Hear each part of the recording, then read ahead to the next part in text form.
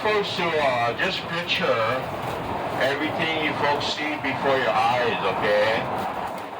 Everything you folks see before your eyes. And imagine back December 7th, 1941.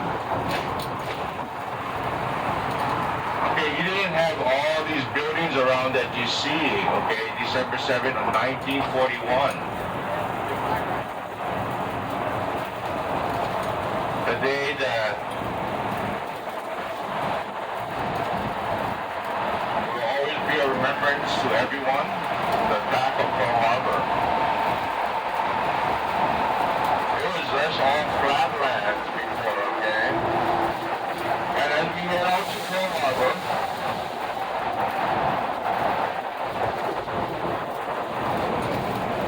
all the houses you will see, all the buildings you will see on the mountains of the Pulau Mountains on my right-hand side, it was not there at that time, December 7, 1941. Okay?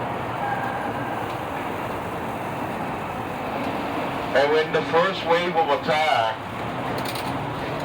a surprise attack happened, they came from the first wave came from the northwest, okay? It came over an arch of the Waianae mountain range, okay? And they break up into two, one coming over that arc of the mountain range, Waianae mountain range. The other one came around the west side of the Waianae mountain range. And while they came over Oahu, they were flying, and all they could see was clouds before them, the Japanese bombers, okay, the Japanese bombers. And they couldn't see nothing until it cleared up and they seen the island of Oahu and they seen their targets, okay? The first one they hit was Schofield Barracks, Wheeler Air Force Base, okay, Eva.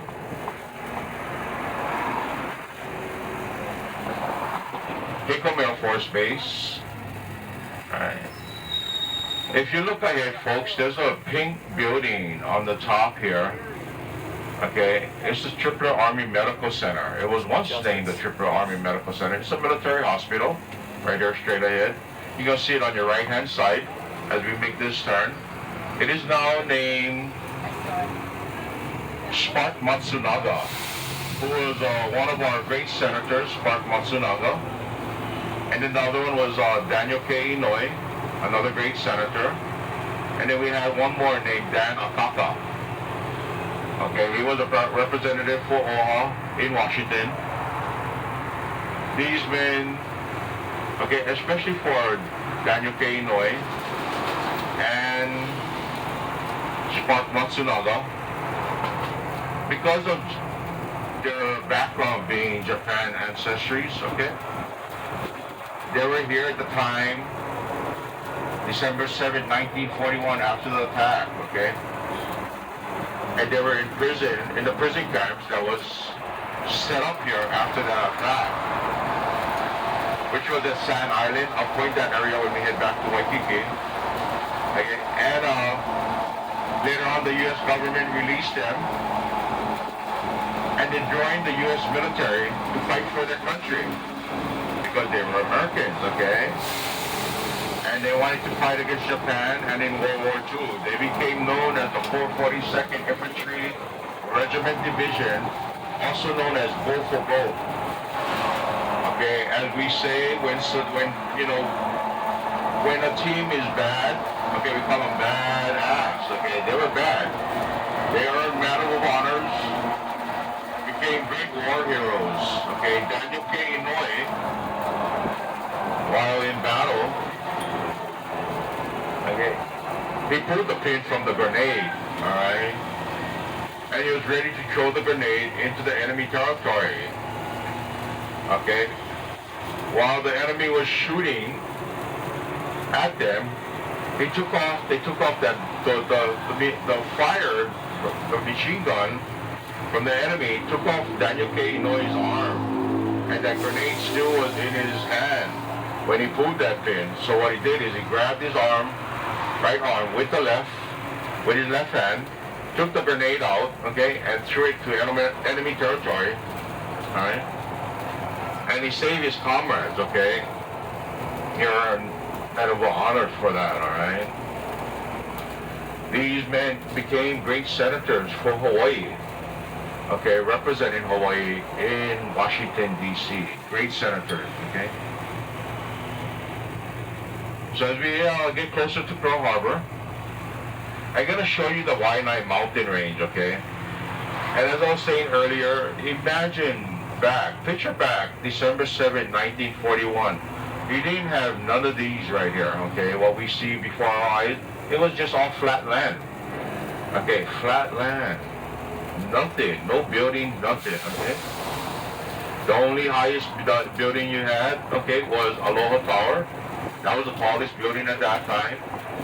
And if you ever do go Chinatown, okay, in the downtown area, the highest building in Chinatown would be about little over 2 stories high. That's about it. That's the highest building you've seen on Hawaii, okay, in Hawaii. All right, and you had the Royal Hawaiian Hotel and the Moana Surf Rider. Okay, that's it. All right. In Waikiki. And that's where, during that time, a lot of the militaries were in that area of Waikiki and in the Chinatown area, okay, they called the Red Light District.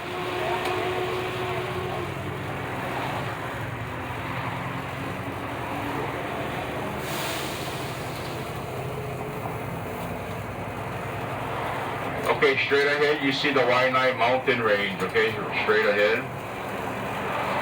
So the first wave of attack came over there, over that Waianae mountain range. And then the second attack came from the north, okay, northeast.